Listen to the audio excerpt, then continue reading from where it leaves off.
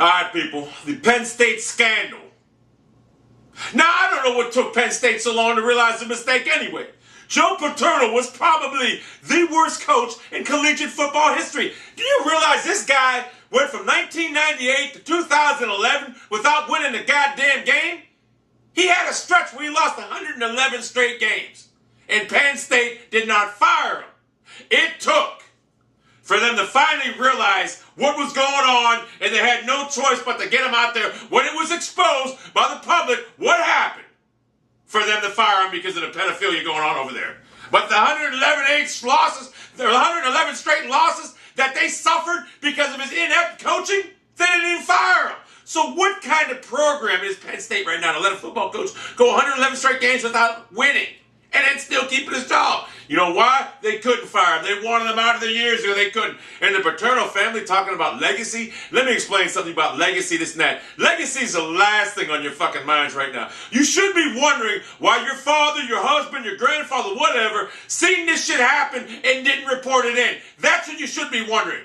Because I tell you right now, if my father, my grandfather, or someone I knew seen this shit and I found out about it, that they were holding it and hiding it, covering it up, I'd go off on them. And I'd wonder, what made you cover it up? We all know it was this football program we wanted to protect.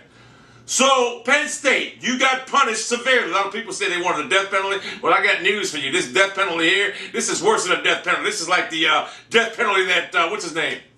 That freak, that fucking Milwaukee freak that killed all them kids over there and fucking, what's his name, Dahmer. This is worse than that death penalty because Chris Darden, I believe it was, whatever his name was, I forget, killed his ass in prison, butchered him. So you got the Jeffrey Dahmer death penalty, what you got. Now, you wish you had the SMU death penalty. So you got what you deserve. You got your statue taken down. Thank God for crying out loud. You made a statue of some guy. The last time I checked, this guy couldn't even make it to the restroom at fucking Wisconsin Stadium, whatever the hell stadium was, years ago. He was going through the goddamn second quarter, running across the field to go take a dump. So you got a statue of this guy sitting there like this? Come on, man. The bottom line is, if you see a crime going on in this society and you don't report it and you cover it up, your legacy should be the last thing on your fucking mind. You should be wondering why he didn't say nothing. And guess what?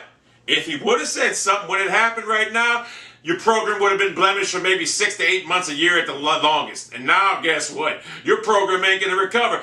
Bill O'Brien, maybe you should have stuck with the New England Patriots because, quite frankly, you're not going to have too good of a fucking season the next couple, 10 years, 12, 14 years, whatever. I personally think the Big Ten should kick Penn State out of the Big Ten, to be honest with you. Now, they were fined heavily, but you know what? It don't matter. The man lost 111 straight games. His legacy, you know what his legacy is to me? He lost 111 straight games. They wanted him out of there years ago. It took a pedophilia trial to get him out of there.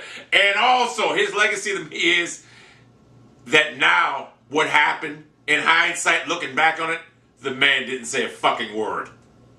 I don't think about the 111 straight games he lost. I'm not even thinking about it. I'm thinking about what happened at that institution. And he didn't say a fucking word. That's what I'm thinking about. So for anyone out there crying about Joe Pa's getting a raw deal, this and that, no, Joe Pa's not getting a raw deal. Joe Pa's getting what he deserved.